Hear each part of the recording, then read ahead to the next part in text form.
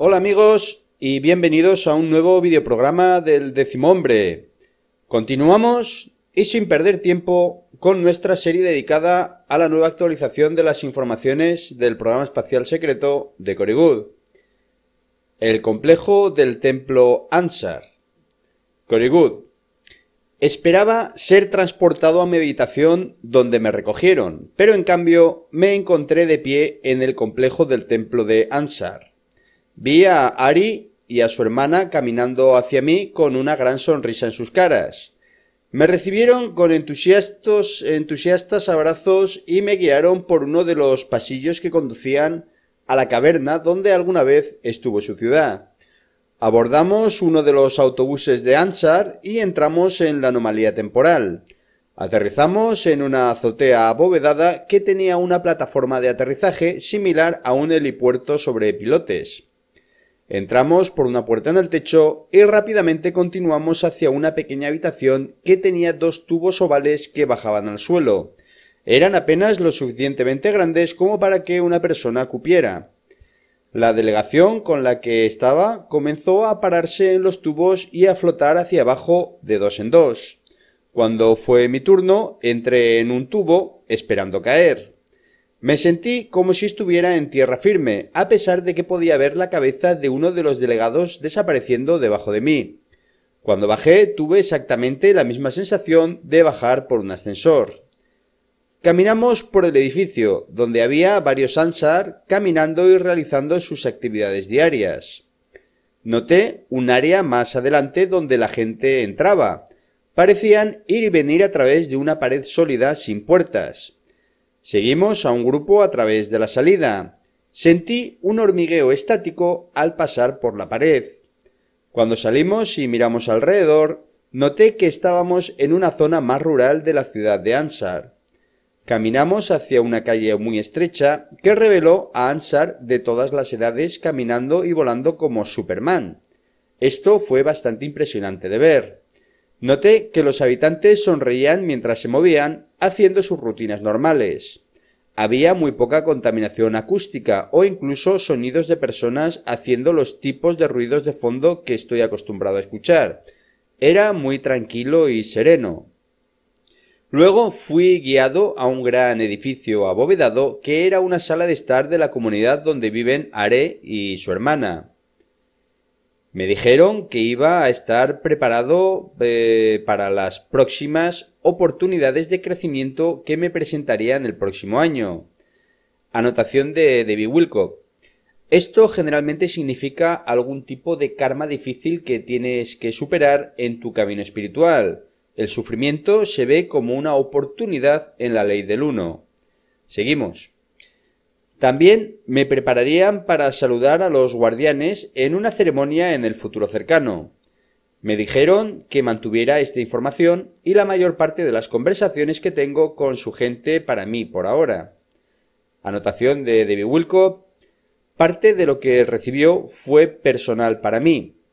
Lo encontré increíblemente interesante y ha cambiado por completo la forma en que estoy escribiendo Awakening in the Dream.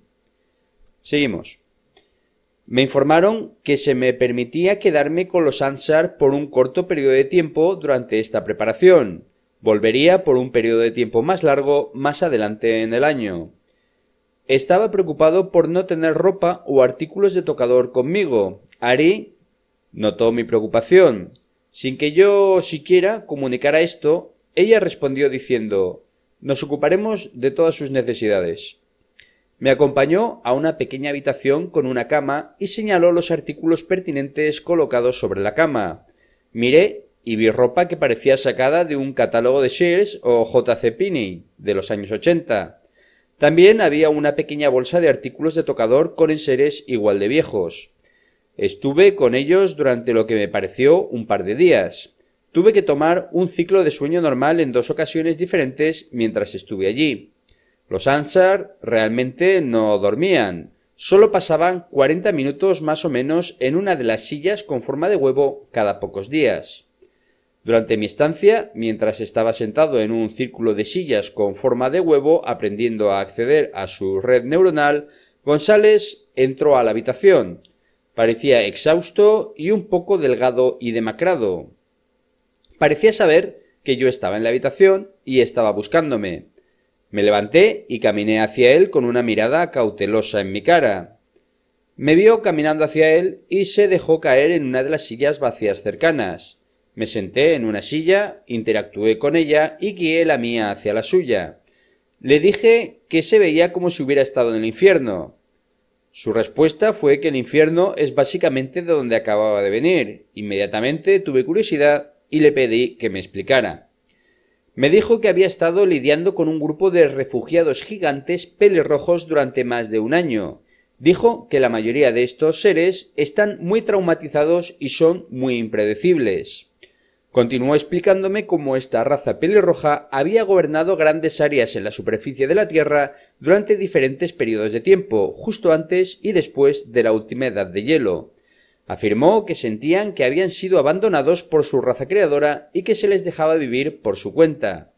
Ahora saben que su raza creadora fue en su mayoría destruida en un cataclismo antes de la última edad de hielo. Anotación de David Wilcott. Cuando le pregunté a Corey sobre esto, reconfirmó que estos seres fueron genéticamente fabricados por una raza que se estrelló aquí hace aproximadamente 55.000 años en el área que ahora llamamos Antártida. Continuamos. Estos son los ángeles caídos a los que se hace referencia en el libro de Enoc y otros textos bíblicos. En términos de historia cósmica, parecen ser los descendientes sobrevivientes de una raza que destruyó su planeta en nuestro sistema solar, formando el cinturón de asteroides. Jim Vieira ha identificado más de 1.500 ejemplares de hallazgos de esqueletos gigantes en artículos de medios de comunicación de la década de 1800 y principios de 1900. Un rasgo común es que pueden tener juegos dobles de dientes. Esta es una anomalía genética causada por la mezcla inadecuada de diferentes tipos de ADN. Continuamos. González declaró que, entre otras cosas, los gigantes fueron utilizados por los preadamitas para hacer cumplir su gobierno sobre la humanidad. Este imperio también se impuso con el uso de sus seres quiméricos creados genéticamente y otros experimentos genéticos que hemos descrito anteriormente. Cuando los preadamitas desaparecieron, los humanos se volvieron contra los gigantes. Los gigantes supervivientes tenían que vivir principalmente bajo tierra o cerca de la superficie en cuevas. Estaban lidiando con un nivel de inanición y enfermedad que nunca antes habían experimentado. Iban a cazar en grupos para obtener cualquier carne que pudieran. Muchas de estas expediciones de caza regresarían con cautivos humanos a quienes luego se comerían de uno a uno por vez. Esto continuó durante miles de años, desde el cataclismo de la era de hielo, Atlántida, hasta la historia más reciente, cuando los humanos comenzaron a crecer en población y a organizarse más. En este punto, los grupos humanos comenzaron a cazar a los gigantes. Muchos de los grupos de familias de gigantes fueron rastreados y asesinados por estos grupos de caza humanos.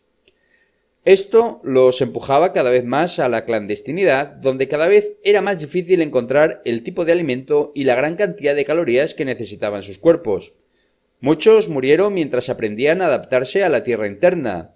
Pronto se convirtieron en una amenaza para unos pocos habitantes de la tierra interior menos avanzados e incluso cazaron a uno de estos grupos hasta la extinción.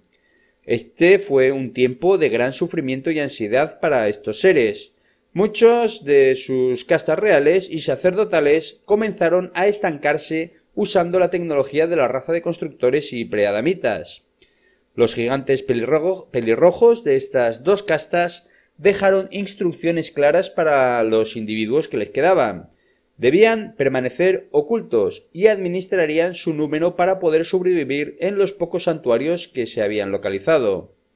Estas áreas tenían tipos de peces, mariscos y tipos de líquenes y hongos que mantendrían a su pequeña población hasta un momento designado en el que regresarían. González declaró que había estado tratando de llegar a un acuerdo con esta raza que permitiera a los mayas bajar y proporcionarles tecnologías sanadoras. Tuvieron traumas y problemas físicos que se desarrollaron al permanecer bajo tierra con una dieta que apenas los había sostenido. Continuó diciéndome que alrededor de 26 de los seres en estas castas reales sacerdotales habían sido recuperados de las cámaras de éxtasis y devueltos a los gigantes supervivientes. La mayor parte de estos gigantes estaban retenidos en instalaciones que estaban controladas por el Cabal o por los activos del Draco. Dijo que más de 130 de estos seres en éxtasis habían sido llevados a estas áreas. Entre los gigantes retenidos en estas instalaciones se encontraba toda una familia de la clase dirigente. González dijo que los gigantes en los santuarios están tan trastornados psicológicamente que apenas se puede tratar con ellos. Dijo que eran completamente irracionales, se niegan a recibir curación hasta que el resto de sus reales sacerdotes sean devueltos.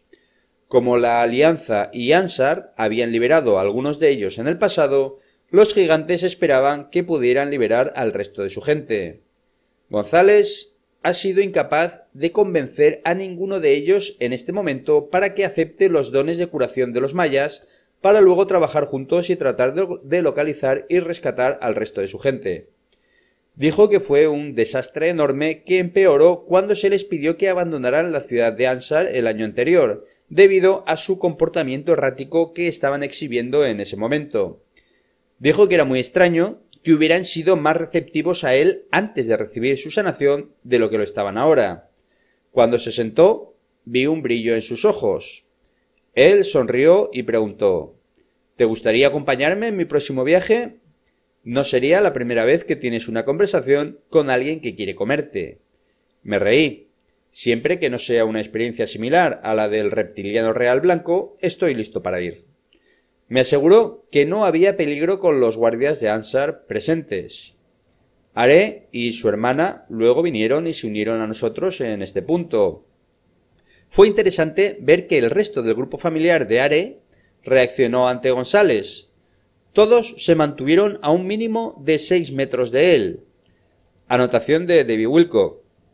Esto es precisamente lo que Piper Peterson dijo recientemente que hace este mismo grupo cuando están cerca de nosotros. Su gente llama al Ansar los blancos altos. Continuamos. Cuando entró González, noté que los ancianos se levantaban para guiar a los niños fuera del área común con bastante rapidez. Noté que Ansar actuaba de la misma manera que cuando llegué. Tenían cuidado para evitar que sus hijos se acercasen demasiado a mí. Parecían reunirse en pequeños grupos que me miraban, como si estuvieran en una especie de discusión.